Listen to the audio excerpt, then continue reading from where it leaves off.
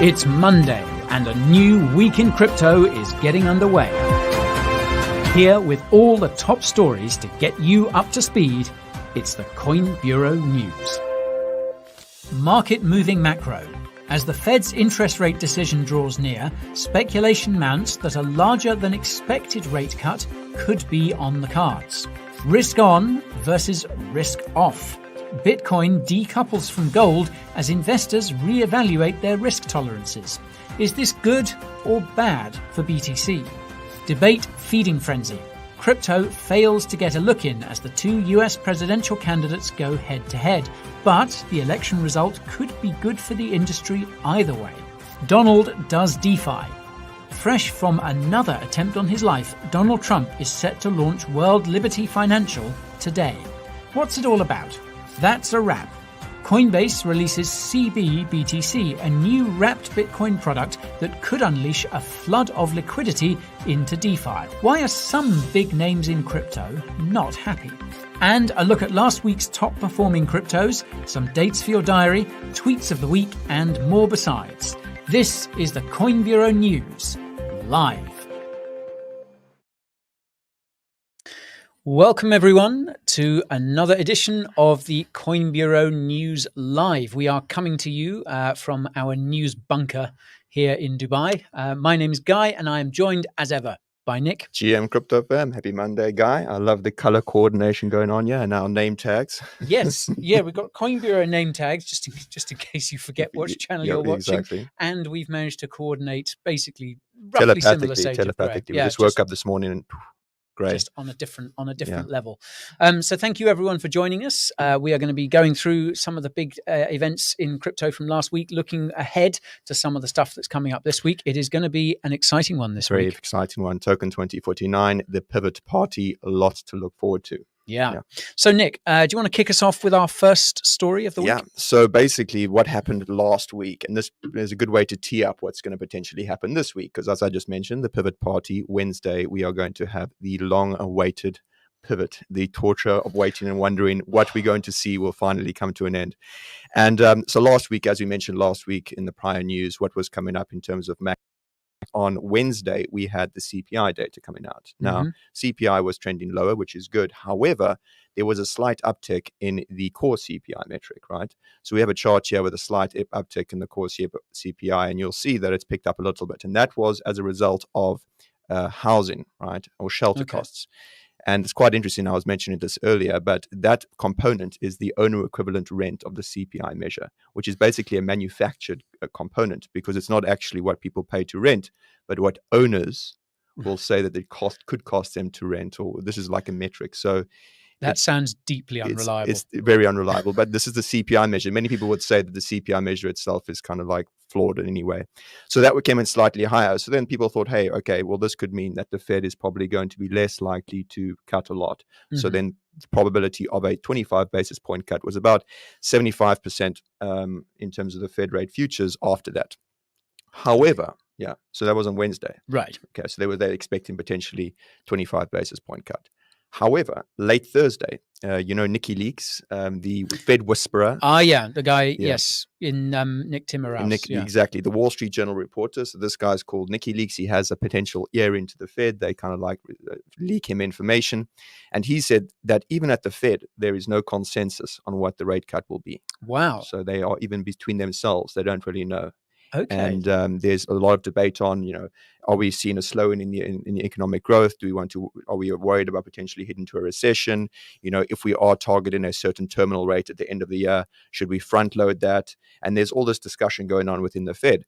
So right after that report came out, the Fed probability rates jumped to 50-50, I think, between 50 bips and 25 bips. And this was like this over the weekend.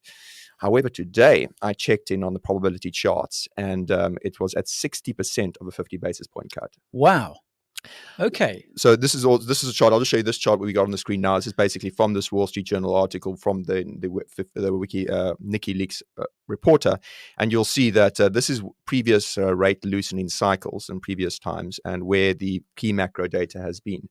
And you'll notice that they're all about much aligned, although the inflation is still quite high.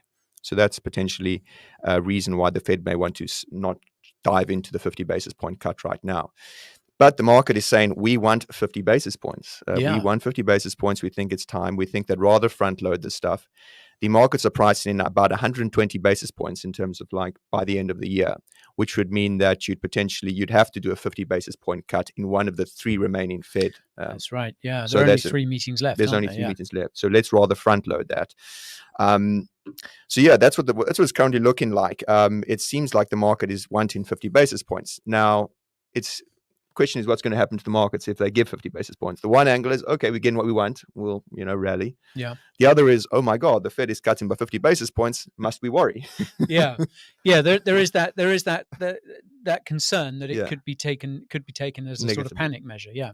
Yeah. And there's also an interesting chart from Steno Research. Now, Bitcoin it's a new asset in the scheme of like the long Fed history, right? Yeah. But there's been only one time before where the Fed has cut rates and gone into a rate cutting cycle when Bitcoin and Ethereum were assets, right? And this was back in 2019. And you'll see in this chart from Steno Research that right after the pivot started and the rate cutting began, both Bitcoin and Ethereum fell. And it wasn't until at least when they hit zero in terms of the Fed funds rate that they started to rally out of the pandemic. Okay, it's one data point. You can't really base conclusions on it, but it is a data point of some description. Yeah. So, yeah.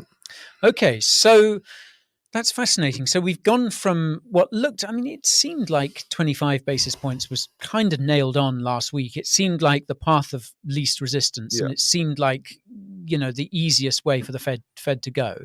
And now, there was a quote from one of the Fed governors, from the Kansas City Fed, Esther George, said, you can make a very good case for 50. They can, yeah. Like I said, it's like, do they want to front load it? And you could also situation like the question around, is this going to spook the market? A lot of it is forward guidance as well. Yeah. So the Fed comes out, says we'll do 50 basis point cut, but by the way, we're doing this now. We're front loading. We're targeting these potential rates towards the end of the year, the terminal rate, and they'll also one point, guys, they're going to be releasing important economic data as well. The summary of economic projections. Yes. And the dot plot. The dot plot is the combination of all of the Fed's governors' projections for interest rates at the end of the year.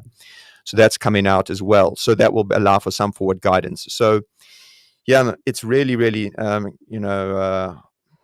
the edge. It's going to come down. It's going to come down to that meeting. It sounds like they've got a lot to discuss. Set your timers, guys. Get ready for Are you gonna have a Fed watch party? I always do. So my famous Fed watch party. All people around, like the NVIDIA watch parties. Yeah, fire up the barbecue. This is obviously a really pivotal decision.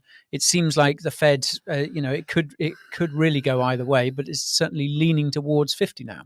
It's leaning. Well, it's like, we don't really know because this is just all rumors from within the Fed. Mm-hmm. It seems the market wants that. Yeah. And as I'll point out also, there was no economic data that came out after the inflation numbers. So they're basing it on what this leak was, apparently. Yeah. And, the interest rate futures are also very volatile. Yeah. And of course, inflation has really declined. It's still slightly above that 2% target, but certainly a lot of what Jerome has said recently at Jackson Hole and elsewhere has pointed more to the fact that they're worried about employment now. That seems to have been a bit more of an issue. Exactly. Of late. More dovish tone, worried about employment. What was the quote? It's like, we do not seek additional softening in the labor market. Yeah. And there are slight concerns about it, but yeah. So yeah. Okay, so that's the big one. This Wednesday is the Fed meeting. The Fed meeting, that crucial interest rate decision, and also, as Nick said, the SEP, the summary of economic projections, which is arguably perhaps more important, as that's going to kind of give us the roadmap, the Fed's roadmap for thinking for the rest of the year. Exactly. Okay, so we don't know. Well, we don't know for sure what that rate cut is going to be, even if it is leaning towards 50 now. We don't know for sure what effect it's going to have on the market, but I imagine there's going to be a fair bit of volatility around that time. There will be, prior to that for sure. I think that if he comes in at 25, look, the market's expectations are, at least at this point, we want 50. So if it's 25, I think the markets will sell off. Yeah. Just a few basis points, enough to tip some people into capitulation. Yeah. Fine lines, fine margins. Okay, let's move on then. The next story we're going to talk about today is we're also sticking with Bitcoin. Now, this is the fact that Bitcoin and gold are decoupling. You can see this CoinDesk article here, pointing out that they've been pretty well correlated for a while now. Yeah, up to the point. I think they were quoting a crypto quant report or data. So you'll see there's an image that from this article we'll pull up, guys. And yeah, that's the historical correlation mapped as well with the price of Bitcoin and gold, right? Yeah, you can see that recently it's diverged and the correlation's gone negative.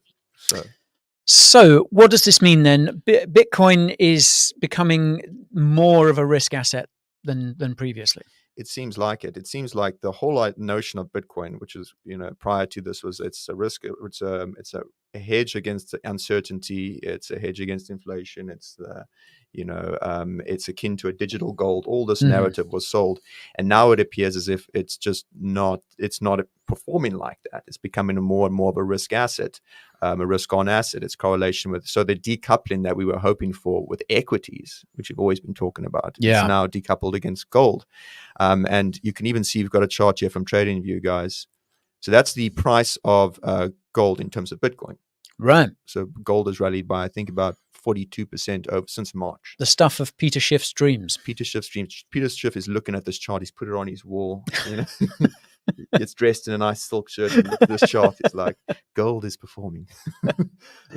I love gold. He's going full on gold member. Full on gold. No doubt he will. No doubt he will wade in and have another debate with someone in the crypto sphere about gold versus Bitcoin again.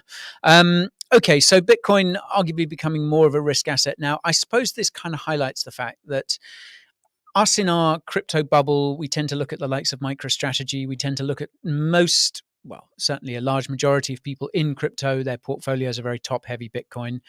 And we kind of have this sense that, Bitcoin has become the cornerstone of so many people's investments. And actually, in the world outside of the crypto bubble, that is not true. And that is not really going to be true either. Like Bitcoin is always going to be a small part, a small hedge in the vast majority of portfolios. Yeah, exactly. That's the case. And that's what it's been sold as, right? It's been sold as a risk to diversify your risk. And if you think about, for those of you who follow modern portfolio theory, the idea and notion for the optimal portfolio is you'd want to have assets put into that portfolio that are uncorrelated with your current assets. So if you would follow a 60-40 portfolio, equities and bonds, then you want to add some alternatives, maybe some commodities, you add Bitcoin because it's a diversification, right? Its correlation is, so it's a good it's good to diversify your portfolio. And if you're an investor now who's been told, okay, well, Bitcoin can help you, it can perform in periods of crisis, geopolitical uncertainty, inflation, and it's moving just like equities, but potentially higher beta, so higher moves and lower moves, more volatile.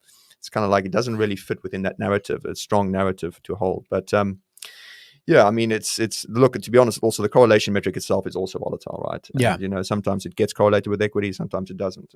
Increasingly now, it seems like it's only correlated when equity crashes. It's like it's bad, like Bitcoin crashes and it's correlated, and then when it's rallying, it doesn't catch the rally. Yeah. Now, would you say that this kind of Bitcoin decoupling from gold is that a bearish thing necessarily? I wouldn't say it's a bearish thing necessarily. I would just say kind of slowly invalidating the notion that Bitcoin is what it has always wanted, what it was always positioned to be, right? An alternative asset. It's just it's becoming more of a more leveraged bet on risk assets in general, right? So, and then that's how it's performing. And the whole notion that people are thinking, okay, well, additional liquidity coming from the Fed, that's good for risk assets. So if your notion is, okay, Bitcoin's going to rally and there is with more liquidity, then you're thinking it's a risk on assets. So that's just the way it is, right?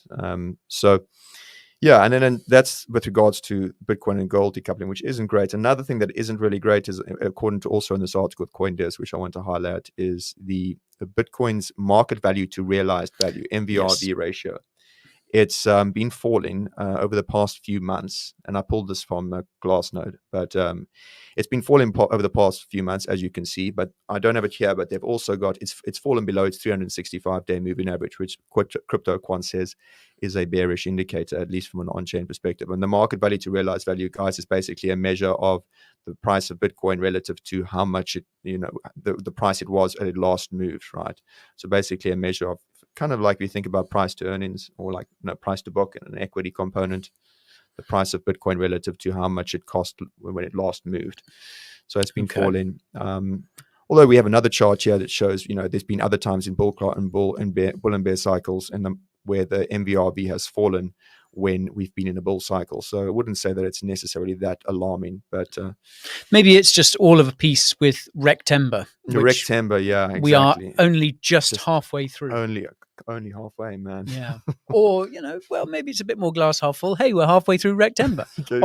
October is only 2 weeks away. Yeah, man. Okay. All right. Let's move on to the next story then. This was the big event of last week, if you like. There's no getting away from it. Crypto and politics. It was the big presidential face-off between Kamala Harris and Donald Trump. Did you watch it? I did not watch it. No, I watched a few bits on I watched a few clips on Twitter and elsewhere. It was, it didn't make for great watch. I mean, these presidential debates never do. I think whichever side, or if any side you come down on, they never make for great watching. But this one, the consensus is that Harris it went seems off with it. The political punditry has crowned her, anointed her the winner, which is kind of fair, at least from most metrics. She seemed to manage to get under his skin and kind of wind him up a lot. Potentially the goal. She hit the talking points, apparently. But of course, Kamala Harris said to have won the debate. Something that didn't win the debate or didn't even feature really was crypto. No, it didn't win. Unfortunately, no mention. No, obviously, I guess potentially the crypto industry thought it was a bigger deal. Crypto was a bigger deal in American politics than it actually is. But to be fair, guys, there's so many political issues to be worried about in the US right now that crypto is just not featuring. So it didn't feature in the debate. However, there were a few words that featured in the debate, and words that were bet on. Obviously, you guys know that, Polymarket has markets for what is being mentioned within a political debate. Yeah. And some guy had bet on cat, eating, and dogs. And obviously, and Springfield, I think, potentially, which is the town. And obviously, if you most people will know what happened was there was the allegation of pets being eaten. Yeah. Yeah. Yeah, so that seemed to be one of the big talking points that came out of it. So this person had, bet on Polymarket that these words would be mentioned, and sure enough, they were. And they won. Well, there were other odds as well. There was odds on a handshake, and that was that one. Happened. It just showcases the importance of these decentralized prediction markets they can throw up, and bet on it. Yeah. Yeah. I've got to be honest with you. I wasn't at all surprised that crypto wasn't mentioned. In fact, I'll frame it another way. I would have been pretty shocked if crypto had made it in there, because obviously there are a lot bigger issues. But I think my takeout from this was that, and I've said this before, regardless of who wins the presidential race, regardless of who ends up in the White House, I think from crypto's point of view, what is really important is who ends up winning the House and the Senate, who ends up with the majority in the House and the Senate. Because for one thing, I think, for a start, whoever's president, I think will have more on their plate, so much on their plate to deal with that crypto probably won't figure at any point. So it'll fall to other people in their party to advance that agenda. And of course, in order to get crypto legislation passed before it comes onto the president's desk for signing or vetoing or whatever, it has to go through both houses. Yeah. And if either or, if one of those houses or both of those houses is controlled by, a majority who are hostile to crypto, then it doesn't matter who's in the White House. It doesn't matter what the policy coming down from on high. It's really interesting you mentioned that, because, obviously the marginal races for the Senate and House races are important for the legislation. And it's actually something that about a month ago when I did the interview with Arthur Hayes, and he had a blog post that came out just before talked to him about it. And it was, the crypto industry will do best to fund those marginal races where on the left and the right, where they'll have pro-crypto politicians who can help get the legislation through, because it's not the top of the ticket that can help push through the legislation, right? And there are some of them now funding, like John Deaton in Massachusetts against Elizabeth Warren and a few others. They're trying to get Sherrod Brown out in Ohio, apparently, who's anti-crypto. So those are the races which I think are going to be the most impactful from the perspective of crypto legislation. Yeah. Right? And Fairshake is the second most well-funded PAC of the lot. I think that's incredible. I mean, here we are saying, well, crypto, there are bigger issues than crypto, but it's certainly well-funded. on Capitol Hill. That's for sure. Well, yeah, So because you've got a lot to lose. Yep, if you get the wrong person in place.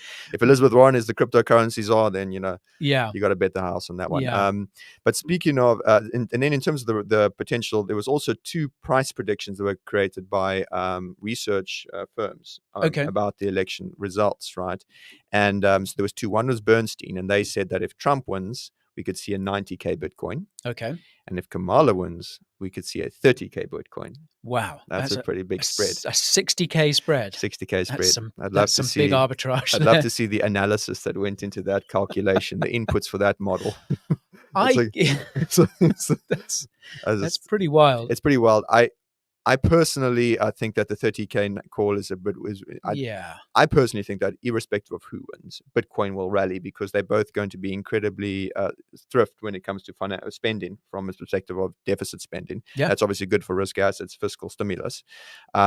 So that's it. But then we do have another price prediction from our friends over at Standard Chartered who seem to throw these things out. Throw these things out like candy. Never knowingly underbid when it comes to a Bitcoin price prediction. What absolutely fantastic figure have they gone for here? So, yes, there it is on screen. Bitcoin could hit 125K by year end if Trump becomes president, 75K if Harris triumphs. So 50K spread there. Yeah, I think it's more reasonable. I would put Trump at 125K by the end of the year. That's pretty punchy. That I think is a bit. Yeah, but Harris, 75K. I don't know about 75K, but I do know that. Look, to be honest, let's say Q1 and something, both Bitcoin will be up irrespective of who wins. But in terms of Standard Chartered's predictions, there, I think it's quite ambitious. Yeah. And I don't know if I recall, maybe it's even down on their previous prediction at the beginning of the year when they had 200 something. They had 250K. Standard Chartered have made some absolutely massive predictions. Some of them, I think some of them they get away with sort of saying, well, by 2030. By 2050 with a 2.1 million Bitcoin or something like 2050. Okay, cool, bro. Yeah. No one's going to be around to actually your grandpa's going to be going like that back in that day when Van Eck told me. 2050, no one in crypto is going to live that long. Can you imagine you made a YouTube video that said in 2050 Bitcoin is going to be worth something, and then someone's going to come back in 30 years and comment. Someone dredges it up. Exactly. Remind me 30 years, and they come back in the Twitter, be like, "Yo, look at this, man! Look at this guy in your old age sitting there looking at your YouTube comments." Someone. Okay, so I think the result of the election obviously is too close to call. Yeah, that it will probably be positive for Bitcoin and crypto more generally because of certainty. At least we'll know. At least we'll know. Yeah. Exactly. And I know it's hard. I know this is like ambitious to say this, but I don't know if it can really get that much worse than Gary and his crew now. That's going to be clipped and screenshotted by someone. Who knows, man? Yeah, Gary gets made Secretary of the Treasury. Gary's watching the stream. He's like, "Hold my beer." I'll give it a damn good go. Give it a go. Yeah. Okay, sticking with crypto and politics, I'm afraid it's got to be done.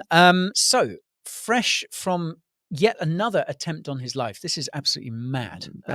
Donald Trump. Yeah, someone else had a pop at Donald Trump yesterday. Fortunately, he's okay. But this is going to be a big day. I don't know if what happened yesterday is going to affect this today. But supposedly today, Donald Trump is due to launch his DeFi platform. World Liberty Financial. Yes. Yeah. Today is the launch day. Crazy. What do you think about this? I think it's an odd thing to be doing. I think I feel that what with campaigning and because Trump has really been out there. He's done so many media appearances and stuff, and that I think is probably the right thing to do if he wants to become president. So it seems a little odd to be sort of switching focus a bit with this. I know this is largely in the hands of, I think, Eric Trump and Barron Trump. Barron is involved, quite involved. Who's 18, I gather. 18, yeah. So fresh off his experience with help, or apparently fresh off his Martin Shkreli helping with that meme coin crap. So, I don't know what Barron Trump or Eric Trump or any of the other guys behind it know particularly about crypto or DeFi. But anyway, this is going ahead. There's a quote here. A reported white paper said the project will allow users to store money in a digital wallet, offer a credit account system, borrow or lend cash to others, and use tokens to invest in assets like crypto. And here's the important bit. A non-transferable governance token has also been mentioned as part of the platform. Yeah, I mean, it's really interesting. I guess so. There's many perspectives to this. Obviously, I think it is a bit of a distraction. I think that there's more important things to focus on from at least generally, but also in a crypto perspective, right? There's just some solid regulation. No one really needs this. It is a distraction from the campaign. If you really wanted to do this, they should do it afterwards. It's a Aave fork of a project that used to be called, or the earlier version of this project was called Doe Finance, which was hacked. I believe was that dough as in bread dough or dough as in dough? Probably both, but I think it's dough. A good one. But it is dough, like bread dough, and it was an Aave fork. Apparently the similar people. Apparently, I heard this in a podcast that some of the same people who were involved in the previous one are involved here, but. From the perspective of a DeFi protocol, look, at least it's not I don't know if I wouldn't call it necessarily a cash grab, because it's going to be utilized in DeFi, activities to try and generate yield. It's rather that than like just a meme coin that buy this right now and you can make X amount of returns and it dumps and you just extract value. It seems like there is a slight attempt here at actually making a reasonable project within DeFi. And just, I think yesterday, the founder of, what was the Ethereum layer 2 Cross, was an Ethereum layer 2, the Scroll. So Scroll is a pretty popular Ethereum layer 2 that one of the founders is now apparently tweeted by the World Libby Financial involved in this. Yeah. I think that it's definitely going to gather TVL. It's definitely possible to gather TVL. Now, how they'll be generating this yield, I don't know if it's been disclosed. My assumption is it could be something kind of like a vault strategy, DeFi vault strategy, where similar to what went on with Yearn Finance, leveraging up the yield potentially, which is risky, obviously. But we'll also not forget that Wonderland, which last year was a fork of Olympus DAO from Avalanche, and this amassed almost $2 billion in TVL. Wow. And it was like, and they subsequently found out that one of the founders was involved in Quadriga CX. But the point of the matter is, like, degens will go where there's yield, and there's a lot of yield. They don't mind. And in this case, I guess, would you trust in a non-developer or, Trump's son who idealistically views DeFi? I wouldn't personally be investing my funds into this, or even Wonderland type of coin, or any sort of leveraged DeFi strategies with some protocol. But I guess it's like, compared to an anon who's going to rug you with a meme coin on Twitter and the next day. Yeah. There's more thought going into this. Yeah, but at least we know who's behind this. Exactly. But you do, you do make a point, like once it gets hacked by North Korea, there it is. If it does amass $2 billion in TVL, and then it does have a massive rug in terms of liquidity because North Korean hackers hit it, that is a risk. Yeah. But I think that's one of the sort of troubling things about it as well, is that, not only is it associated with a presidential candidate, but that makes it a target, I think. Yeah, and exactly. Let's face it, any DeFi protocol that attracts TVL, and as you say, any DeFi protocol that attracts TVL is a target. Yeah. But I think and it was hacked before. And it's been hacked before. Yeah. So I think, personally, this is one I'm just going to sort of get a big bag of popcorn, put my feet up, and kind of watch from a safe distance, I think, on this. Yeah, I think I'll pass on that one. But Certainly, I guess you could argue that it's kind of bullish for crypto in a way, because you can't. This will be the first election cycle where one of the candidates has their own DeFi protocol. Exactly. We've come a long way. Come a long way. Come a long way in just 4 years. We have. And speaking of DeFi, the sector is heating up with the launch last week of CBBTC. Yeah. So you might remember a few weeks ago, there was all the talk around wrapped Bitcoin, WBTC. This, Bitcoin sort of put in an ERC20 wrapper that can then be taken off and used in DeFi. Yeah. And there was some controversy around it because BitGo, which was the original custodian of WBTC, it announced that it was handing over control of the keys to an outfit. Partnership with a Hong Kong entity called BitGlobal. Two of the keys would be held there. One of the main multi-sigs and the second backup key. So essentially, they would effectively have two multi-sigs. Yeah. And of course, a lot of fracas and all that. And then eventually they decided they're going to change that, but it still created enough of the FUD. And then Coinbase released this tweet. Aptly timed. Yes, and Bit Global associated with none other than Justin Sun, one of the most His Excellency. His excellent. I beg forgiveness. Please. His Excellency Justin Sun, who actually woke up a few days ago and chose violence, tweeting out against CBBTC. Yeah, I think it's also worth mentioning, guys, that CBBTC, although they aptly timed their tweet at around the FUD of WBTC to about a month ago, it has been in the works for a long period of time, for about a year. And everyone was wondering, this made perfect sense. How long has it taken you? Why is you taking so long? Because Coinbase, it fits so well. They custodian pros. They custody like billions and billions of Bitcoin, right? From the ETFs to everything. They obviously, within the other business parts of the model, they got the base layer 2. And they can easily issue the mints and the redeems. So from an infrastructure perspective, this makes perfect sense for Coinbase to go into. It's going to obviously create a lot more utility for Bitcoin that's held within Coinbase in a centralized way to utilize it within DeFi. It opens up the potential for a lot of liquidity to find its way into DeFi. Exactly, and a lot more interest within DeFi in general. And within despite Coinbase, yes, it's centralized, yes, and all this kind of stuff. It is trusted. It's like listed, and I know there was Justin Sun he had that tweet which just had up, which we can put up again. Basically, some of the issues he raised, this is true. Like, no audits. Well, to be honest, there is audits. It's Deloitte, right? So it's not like proof of reserve audits, but Deloitte is an auditing firm. Like, you can't. Yeah. It's a listed company. It's just that should be as good as anything, right? Unless you don't believe Deloitte is cooking the books, which is a much bigger problem than in general. But he does have a good point around being seized or frozen. So CBBTC, unlike WBBTC. Or WBTC can be frozen on the blockchain, but similar to USDC and USDT have these functions, right? Yeah.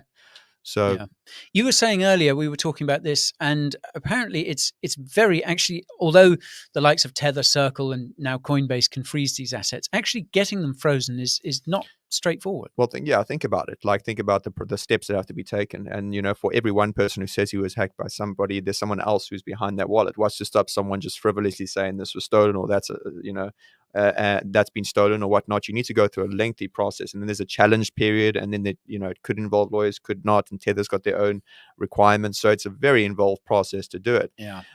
So I think that the chances of your Bitcoin being frozen by Coinbase because of just them deciding to arbitrarily do it, compared to you actually doing something dodgy with the Bitcoin, is.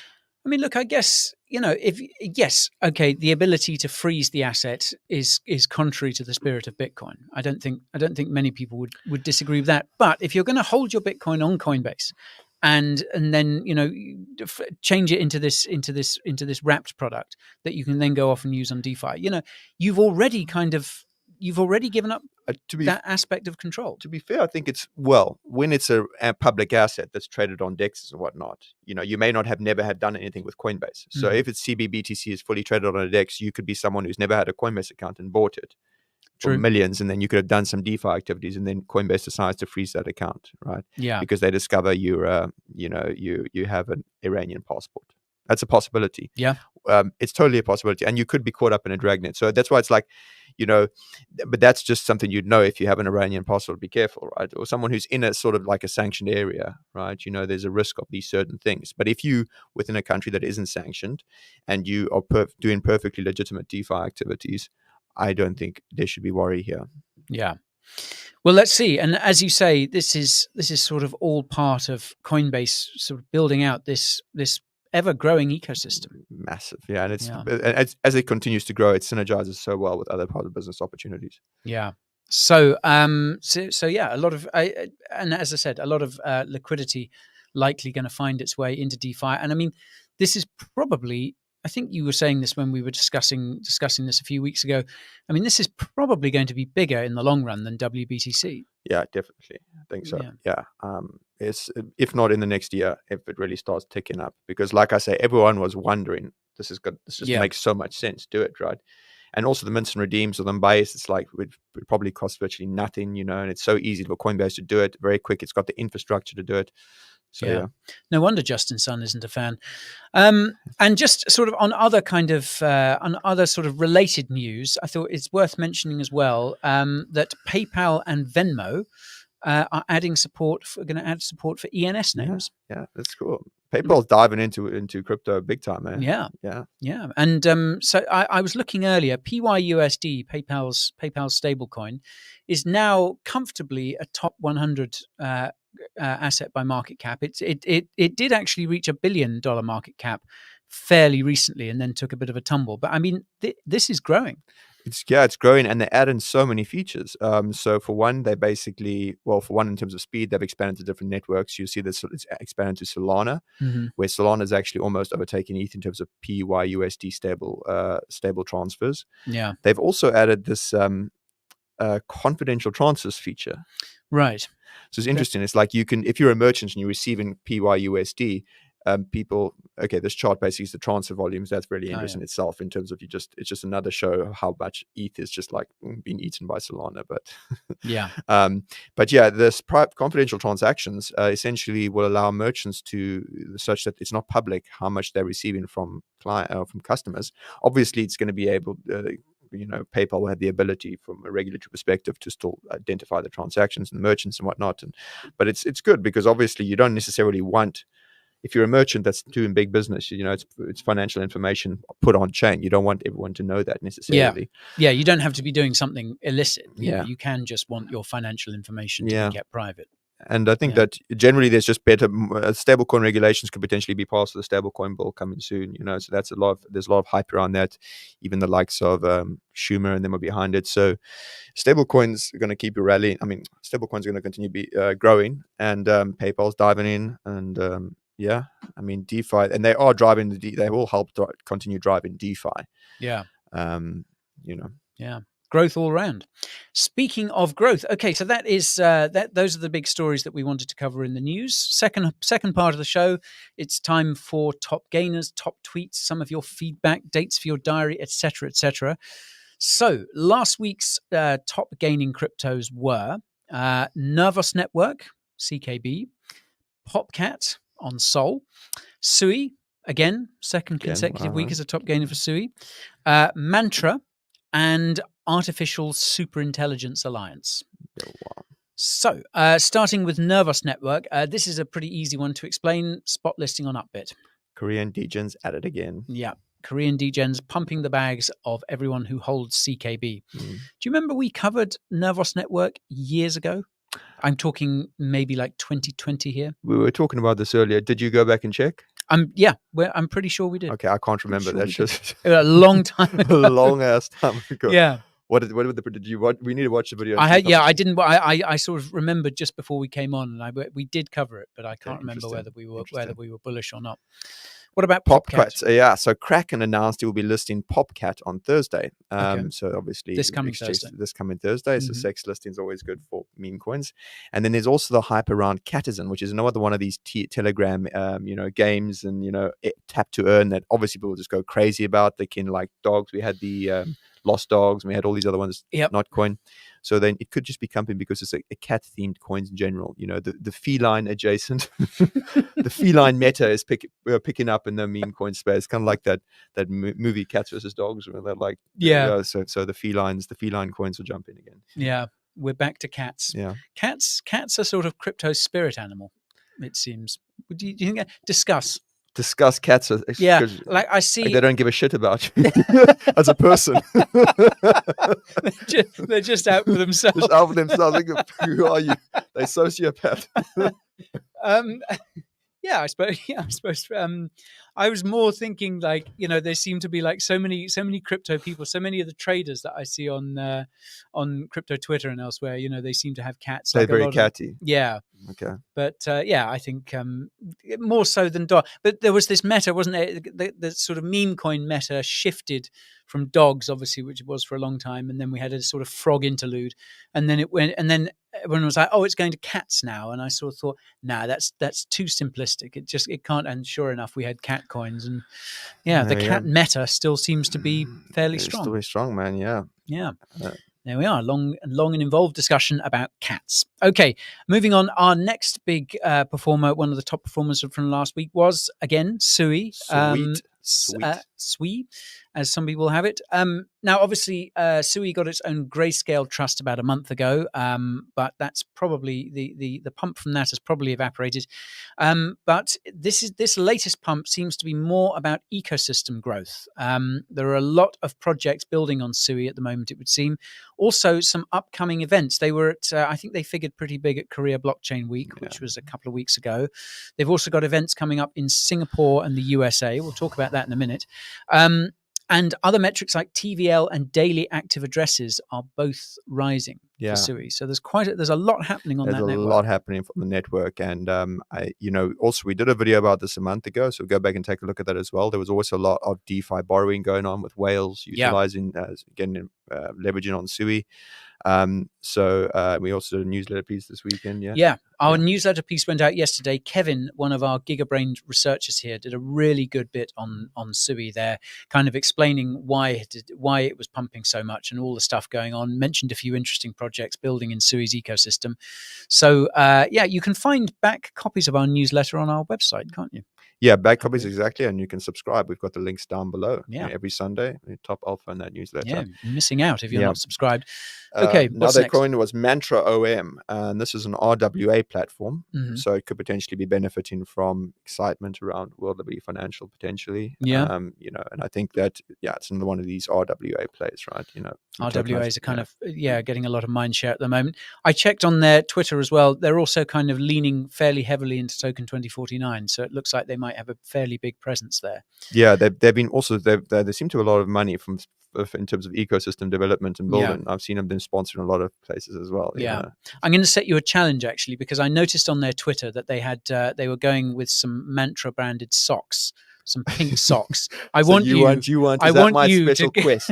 Not to do business, not to go and attend talks, and not to go and listen to what's building in the crypto ecosystem, but to go and get you Mantra socks. I want some pink Mantra socks. Think of it as a side quest. Okay, my side quest, pink Mantra socks. Noted. We're going to talk about Nick's upcoming visit to Token 2049 in just a moment. But before that, the other big performer of last week was Artificial Superintelligence Alliance, or FET. Now, there's a proposal out at the moment for Kudos, which is a decentralized cloud computing platform, to become the fourth member of the alliance, which would obviously give the project a sort of extra angle, as it were. The community is going to vote on that, and that voting period starts on Thursday. So there could be some hype for FET ahead of that. I mean, I would imagine that will probably pass. That seems like a no-brainer, but perhaps not. As also an Ethereum Cardano bridge has been opened, so FET can now be bridged between Ethereum and Cardano. I doubt that's having much of an effect on the price, but worth mentioning. Don't think so. No, Okay, so that is the big gainers from last week. Congratulations to all of them. I think Mantra as well. I think it's pronounced because like a mantra, a yoga mantra. Interesting. Really? Yeah. Okay, cool. All these little Easter eggs. That's the research we go into for these guys. We go deep. The phonetics behind the words.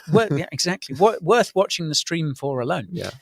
Before we talk about tweets of the week, should we talk about your visit to Singapore? Well, yes. Well, this is the date for the diary. There's a few things, obviously, because this week is the date for this. A lot of stuff happening, as I mentioned at the top of the stream. There's obviously the pivot, but before the pivot, starting off at about 9 a.m. Singapore time on Wednesday, is going to be Token 2049. So it's the preeminent event in crypto. I think it's the biggest crypto event in the calendar year. Obviously, the Bitcoin conference is big, but in terms of that's just Bitcoin. This is for all crypto. And I've been to other crypto events. Token 2049 in Singapore is the biggest. And if you're on any sort of crypto Twitter, you will see the amount of hype that's been built up around it right now. I will be there as well.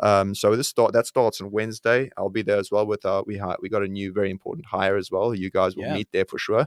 It's Rahim. He's joined us from an exchange, and he's on the BD side. We want to look to work with a lot of partners and other creators and exchanges and all that and projects. But we'll be there we'll be a Wednesday and Thursday and Friday. So that's on the Wednesday morning. Token 2049 kicks off, and then in the evening, obviously D-Day for the Fed, right? So that's going to be Wednesday, we will know what the Fed is going to be made, what decision is taken with rates. Wednesday could be big. Wednesday is going to be big for crypto in general. Thursday, initial jobless claims. It's an important economic data point, but it's coming after the pivot. So it's like, it's not going to have much of an impact. And then Friday, it's adjacent to token 2049, is breakpoint, baby. 2 days of breakpoint. Solana breakpoint. Yeah. That's Singapore as well, right? Singapore as well, around Singapore. Yeah. So that's going to be crazy. Are you going to go and check it out? I may go and check it out. Yeah, why not? If I'm still alive by that stage. Yeah. Did you see that video of that girl running around that Solana house? No. Oh, it was wild. Yeah, there was a girl sort of doing a sort of breakneck speed tour of a Solana sort of hacker house or something. Yeah. Absolutely mad. And massive Solana. And remember what happened. This is important because, one, there's going to be lots of announcement for potentially maybe the first release of FireDancer, a very important tech upgrade for Solana. And if you recall last year, the breakpoint marked the start of the Sol rally because of all the excitement around Solana. And this is going to be a big one. So that's happening on Friday. So those are two important dates for your diary. Those are some important dates for this week for your diary. Yeah. So if any of you guys are going to Token 2049, please do keep a lookout for Nick and Rahim. I'll be my name tag. They'll be wearing these badges. I mean, you know what Nick looks like. So track. I don't know. They may think I'm an AI. They may think you created an AI of some description. Maybe they might just think you created two blonde versions, Nick and Jess, and then the Jess one's swapped it out. No. They might just think that a Viking has got into the convention center and has been let on the loose, unchallenged by security. So if you see a Viking wandering around with a Coin Bureau badge on, stop and say hello. He's very friendly in real life, and remind him about those mantra socks. Tell him don't bother to come back if he hasn't got those pink mantra socks. He might even, Nicky Bagato, he might even give you his badge. Who knows? For the very special fan, the one who heaps the most praise. You never know. Yeah. One last question regarding Token 2049, Nick. How disappointed are you on a scale of 1 to 10 that you weren't on that chartered Qatar Airways flight? Oh man, yesterday. I was absolutely mortified. There's nothing I love more than karaoke on a 7-hour flight, man. I don't know if you guys have seen this. It's all over crypto Twitter at the moment. Some project chartered a Qatar Airways flight, flew a load of developers, degens, KOLs, assorted riffraff over. Massive, wide body jet of all people. And it seemed like a massive party. Look, I mean, people are going to have fun. I don't know if I want to on a 7-hour flight. It's cool to have fun a little bit of time, but Token 2049 is going to be a big party. People are going to party the whole time there. On the way there, it's like the only thing I can think of that was like 2-hour flight when I flew to Ibiza on Ryanair. And that was 2 hours of like, I can't take this. Nothing. 7 hours. Wow. Stansted to Ibiza. That is a challenge. Flight. That was a challenge. Yeah, man. But closely followed by Dubai to Singapore for Token 2049. So it's going to be an interesting week. And I'll miss it. I really enjoyed Token 2049 last year, but I mean, I'm already exhausted just reading about it and following it. So I'm glad you're taking the hit. Yeah, I mean, these things also, like some of these dinners start at like 10, 11 p.m. And then, 10 p.m.? 10 p.m. Not 8, 10 p.m. I'm like, okay, crazy. It's going to be a crazy one. I need to get as much energy as possible. Absolutely. Where's the snack? Where's the seat? Oh yeah, you need plenty of energy drink. Yeah. We'll send you on. I'll send you on your way with a crate of whatever energy drinks in the fridge. All right, tweets of the week as promised. There are just 3 tweets of the week this week. So let's have a look at the. Yes, we might as well pump my own tweet. Well, the crypto bros are back in town. We need to rep them, man. They just come off their ayahuasca. They passed from the ayahuasca. I think they did Burning Man, didn't they? They did Burning Man, ayahuasca. They were enlightened, and then they decided they'd come back and they'd bought a Lambo. Yeah, so they've been whipping around Dubai with a Lambo. Yeah, those 2 idiots. So keep a lookout for them. They've been making more content around Dubai, the crypto bros. So they'll be back soon. Which is reason enough to run for the hills if ever there was one. Okay, so that's the Crypto Bros. Next up, we have this one from... This is great. I love this. So crypto Twitter flying 20 hours to Singapore so they can stand around at events like this. Yeah, it's that typical meme with this, like, you're at the party, they're like at the, I don't know, marquee nightclub, and then everyone's dancing and you're standing there in the corner with your drink. It's like, they don't know I'm building the next multi-million DeFi project. They don't know that the move-based blockchains are going to... They don't know that I work for Sui. That is some crypto folks summed up Delightful. And the final tweet of the week was this one from Look On Chain. James Fickle lost 18,000 ETH by going long the BTC ETH trading pair. I should point out here, there's actually a typo there. It's ETH BTC. Yeah, ETH BTC. So they basically longed ETH against BTC. They effed around and they found out. They effed around, yeah. And the worst thing about this is if you're doing, first of all, he used leverage. I mean, big leverage. And then also it's all on chain. So you can't really hide your losses. Not like a lot of, trader lobs who basically do they'll go and use demo accounts, or they'll go and delete their tweets, or they can. Yeah, it's like everyone's watching. They can see when you get into liquidation. You can't hide it. They can see your size. But given the size this guy's doing, I mean, I'm pretty certain this is probably chump change for him. I don't know. I mean, I wouldn't, taking such a large leverage bet on chain. Part of me, I'm split here. Part of me hopes it's chump change for him, and he's not been absolutely wrecked. And part of me hopes it isn't, and he's learned a valuable lesson. Not to be such an utter degenerate. But we'll see. Yeah, only in crypto. Not to be so fickle. Yeah, what a wild. So that's tweets of the week, and we have just got a few minutes left to go through some of your comments from the stream. So thank you everyone, firstly, for watching. Thank you to everyone who commented. We have some interesting ones here today. I'm going to fire a couple at you, Nick. This one from Cass Hugavin. So 25 or 50, hit me. And that's a I hot presume one. this is On the basis spot points there, man. I don't know, man. I mean, at first I was thinking 25, and now I'm thinking it's 50. I mean, I may regret this, but I think Jerome will ease into it. 25. 25. Okay, negative Nelly there. I mean, I think he'll ease into it. Okay. Yeah. Okay. Let's see if Nick is proved right. Then don't trade non-financial advice. Non-financial advice. I'm like, do not trade Nick. Okay. A few other comments here, just a few ones to deal with. Guy is part of the WEF. Yeah. Absolutely slanderous. Taking his direct marching orders from Klaus Schwab. Yep. Yes, from Klaus. I'm one of the young global leaders. And no, I'm a global shaper. You're a global shaper. Young global shaper. You shape the globe. I shape the globe. The globe is but putty in my hands. Yes. Yeah, YouTube is your tool to infect the masses, This is all a WEF agenda, guys. Congratulations for sitting through 45 Agenda 2030, whatever, the UN Agenda 2030. Yeah. Dre 5110 says, well, he does seem to know a lot about them. Yep. Busted. Deepu Kumar, who's been he's been commenting a lot throughout this stream. Not all of it great. Guy is best friend of SBF. Look, just because he's living under my t-shirt doesn't mean that you can throw slander like that around, Deepu. Isaacs says, when crypto gets mass adoption, Coin Bureau will be the main news outlet. We'll be the only one still standing. We'll be keeping going no matter what, no matter what. Bull or bear, we're here all the time, baby. Yeah. The gynecology one has come up again. That seems to have been a popular pun. Now Juraj Kirin is asking one of the big questions here. Who would you rather have as a neighbor, Gary Gensler or Gerbir Graywal, if you have to choose?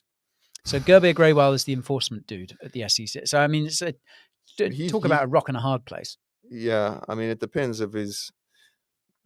Well, I mean, the question here is like, well, okay, to be honest, it's like, who are they individuals? And we have to make a judgment about them as individuals, as potential neighbors, just based on what they've said, what they say, or what they look like, how they talk. I don't know.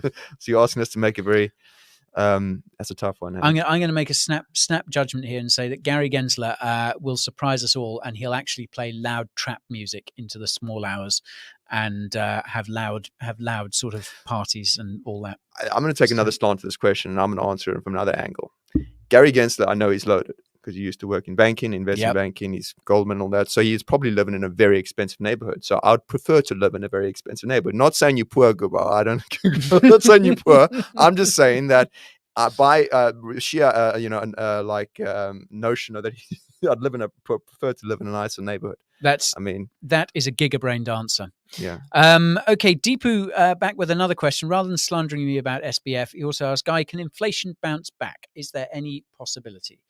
There certainly is the possibility. As we saw, as Nick mentioned at the top of the stream, core inflation was still sticky. That was mostly related to housing.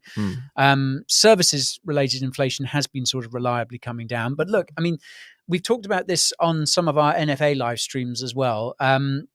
the Fed will be very aware that, during the 1970s, inflation sort of shot up.